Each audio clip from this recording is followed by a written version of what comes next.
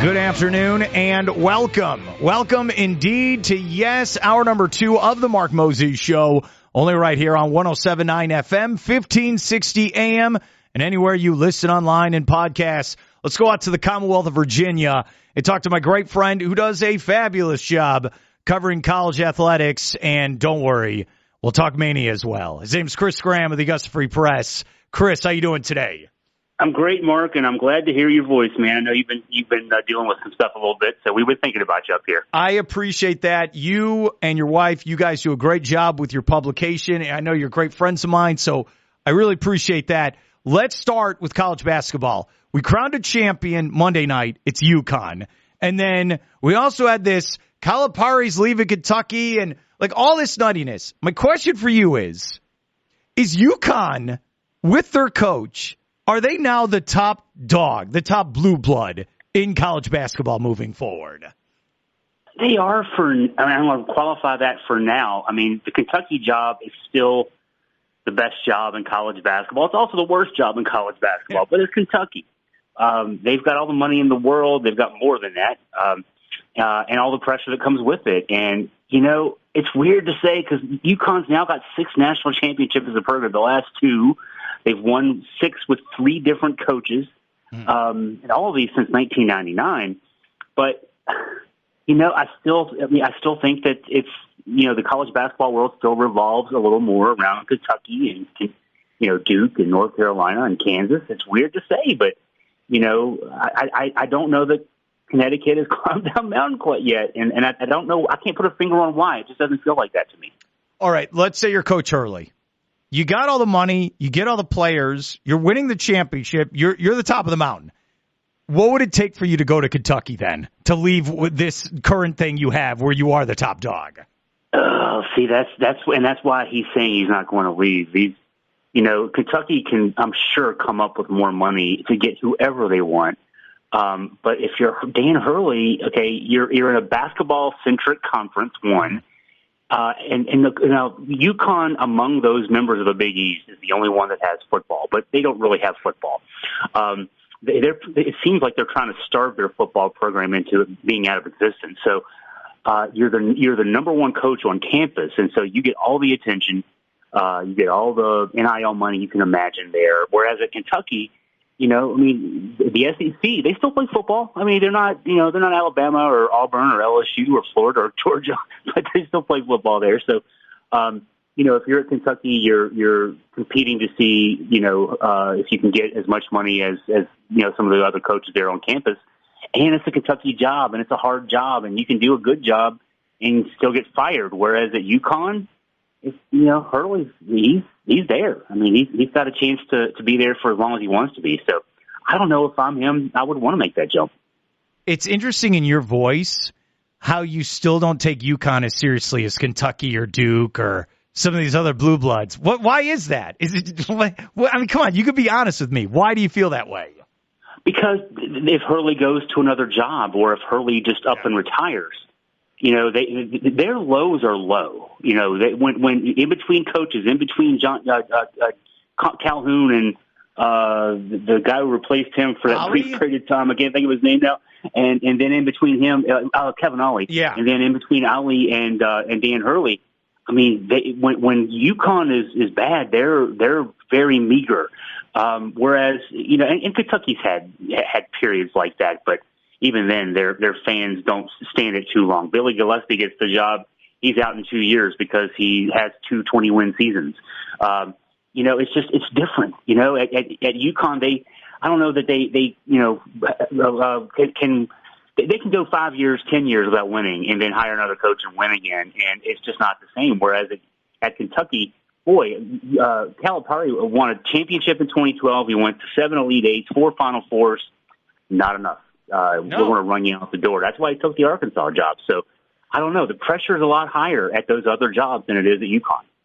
I actually saw UConn play because they went to the American Conference and they took on UCF for a couple of years. It's weird. And you know what's funny? 14, when they won the championship, they were in the American Conference. Isn't that a weird trivia question for the team?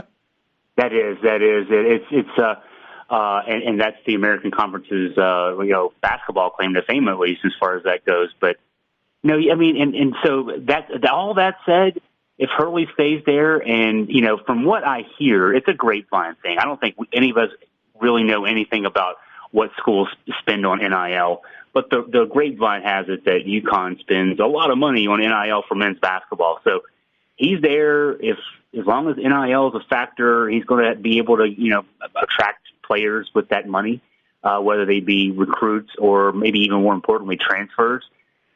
He's got a chance to do some stuff there. And I'm not saying he needs to win a championship every year, but if they can sustain what he's done the last 2 years to some level, Final Fours, maybe number one seed, get upset in the Elite Eight kind of thing for a few years, yeah, maybe the UConn job does become close to the level. I still don't. I'm even hedging in. I still think Kentucky and UNC and Duke are still they're always going to be a step above. Does Duke have 5 titles and UConn 5. So UConn has more, but still Duke is more prestige. That's awesome. And I think with this year's championship, UConn tied Carolina with 6. So I mean, and then the only 2 above them, UCLA, which has won 1 championship since the Wooden era, and 95. Yeah, 95. They have 11, 10 in the Wooden era, so 1 since 74, I guess that would be. And there's 1 other with 8, and I guess it must be Kentucky. So UConn is in that rarefied air, but I don't know why. It's just I can't disagree with all those who don't think that they're a blue blood. Maybe now that consensus is changing. I don't know. Okay, let's go over this. Let's go over this real quick here with Chris Graham. So the top jobs, no, forget jobs. The top coaches right now, I have Dan Hurley at number 1. I will put Bill Self at number 2. Maybe I put Calipari 3, and I put Tony Bennett 4. Am I missing anyone? Yeah, I'm not sure if I'd go Dan Hurley 1 yet, even though he's won 2 championships in a row. Because wasn't it just 4 years ago he was in Buffalo? So I mean, I'm not trying to demean him, but he's done a good job with what he's got. But there needs to be a little bit more staying power. But you got a good list there. I'm not sure if I'm the Virginia guy here, but I'm not sure if I'd put Tony Bennett there quite yet. He's close, but 1 championship. But he hasn't won an NCAA tournament game since that championship, and that was 5 years ago. So. Kelvin Sampson maybe, but he's done a good job at Houston, but it's hard to say. He's done a good job at a few different places. Maybe Rick Barnes, put him on that list, close to that list too. What about? Okay, so it's interesting. What about Baylor? Do people forget they won the championship a couple years ago? Well, and Scott Drew down there at Baylor is apparently, at least it depends on who you believe. But I've seen stories suggesting that Kentucky's really going to make a hard press for him to be their new head coach. So, I mean, we're hearing Billy Donovan's name out of the NBA, former Kentucky guy. Jay Wright is a kind of a wish list guy. We lure him back from retirement. But yeah, Scott Drew down there at Baylor. I mean, yeah, you're right. We do forget. I think maybe because it wasn't the COVID year when things got shut down, but it was the second year, and there weren't many people at games that year, and weird times. So maybe that's why we forget that. But he's done a heck of a job there at Baylor. What's funny about that run, and we're here with Chris Graham, Augusta Free Press. So that's when Gonzaga was undefeated. Jalen Suggs was on the team. Remember, he hits in the Final Four semifinal. He hits the buzzer beater to beat UCLA, I think, and then Baylor destroys them in the title game, just kills them. That's what it was. Demolished them, and it was over early. Yeah, and that was a really good Gonzaga team. So yeah, because I remember that Gonzaga team. We saw them. They played Virginia earlier that year. Virginia was an ACC champion that year, and Gonzaga scored 98 points on that Virginia team. Virginia never gives up 80 points in a game. They give up 98 points to that Gonzaga team. That was a really good Gonzaga team. Yeah, it was. And Jalen Suggs, he's doing well for the Magic. Before we get to our main topic, I have one more. I'm trying to stall as long as I can. Live on the air. We're here with Chris Graham, Augusta Free Press. All right. You cover all levels of basketball. Overall, how big of an impact was Caitlin Clark on the current state of college basketball for women right now? Oh my gosh, they outdrew the men in terms of viewers in the championship games, 18.2 million to 14.9 million, with a Sunday afternoon game versus a Monday primetime game. And you know, it's an advantage in one sense that she's going to be in the WNBA sooner because, you know, the WNBA season is a spring/summer season. And so we don't have to wait a few months to see her come back on the court. For the women's game in general, that will be an advantage.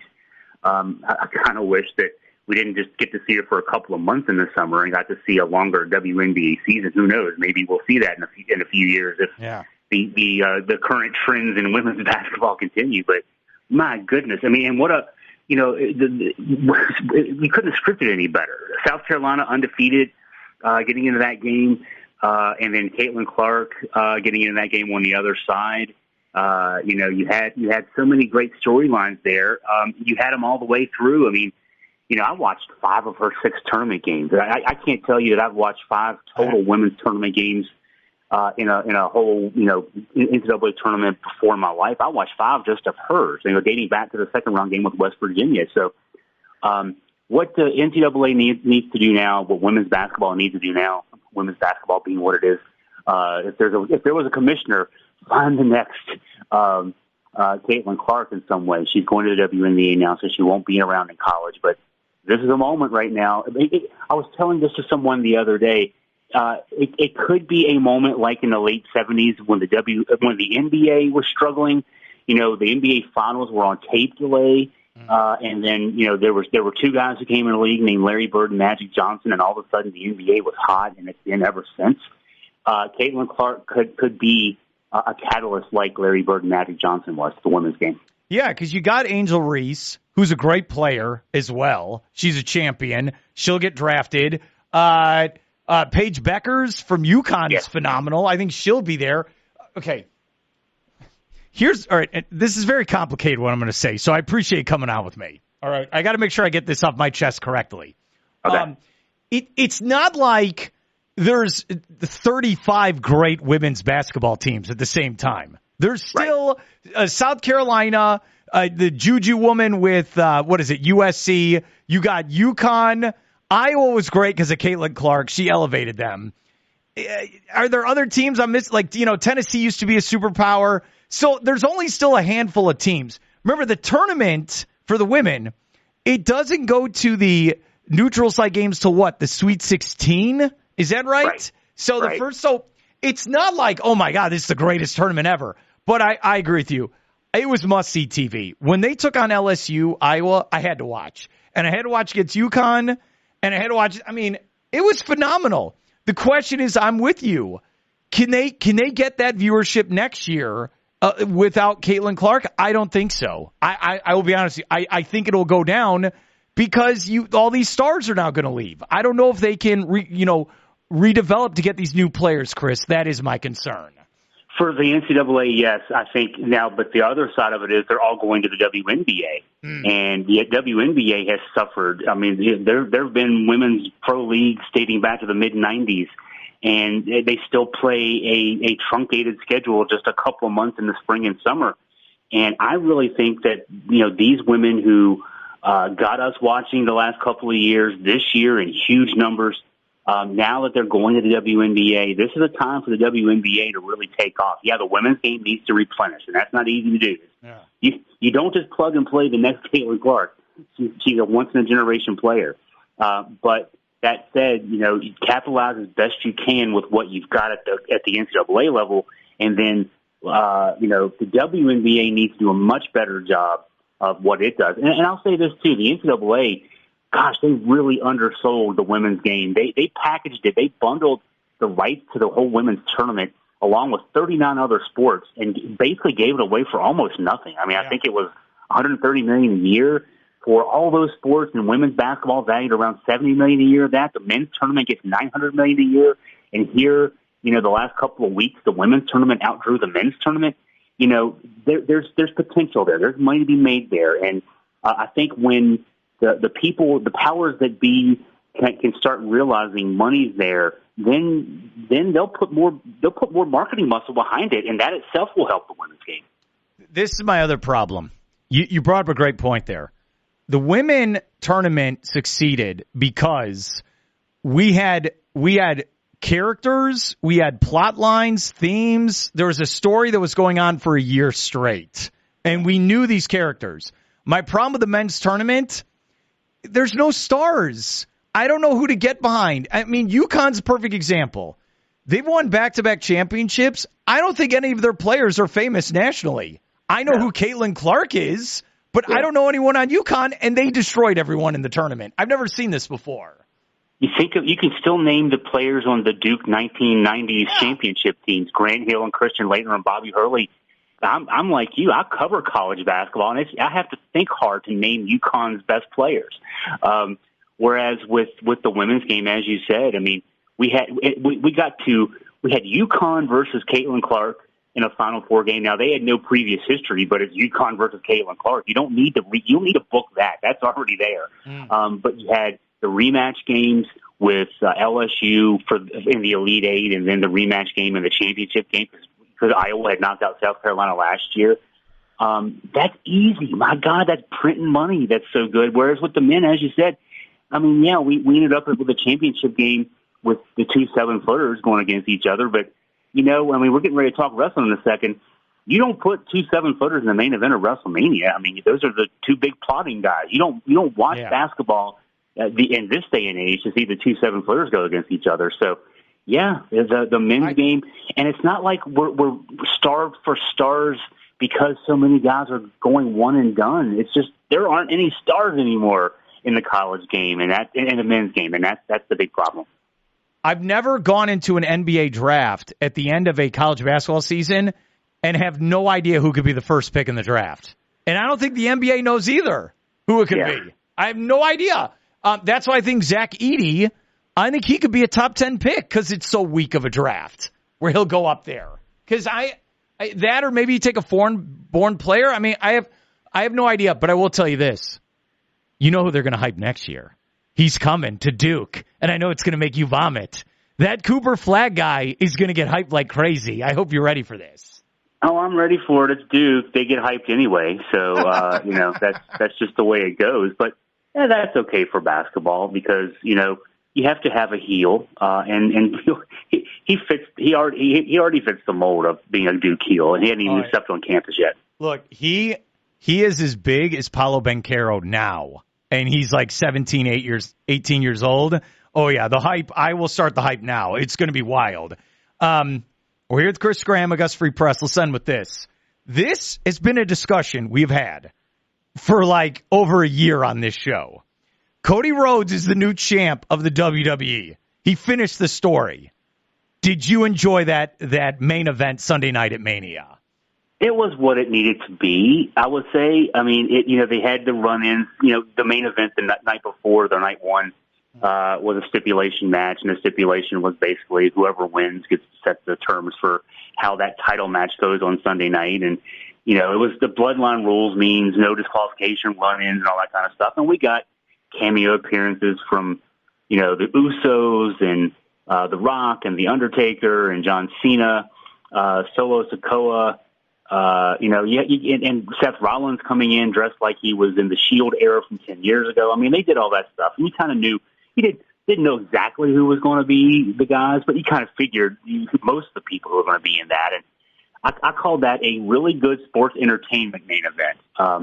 The wrestling itself kind of left a lot to be desired, but, you know, I don't know that you're watching a WrestleMania main event to see a 5-star match. You're watching it to see in that case, the title changed hands, some nostalgia, and then a happy ending at the end with Cody, wearing the belt and celebrating. So it did what it needed to do.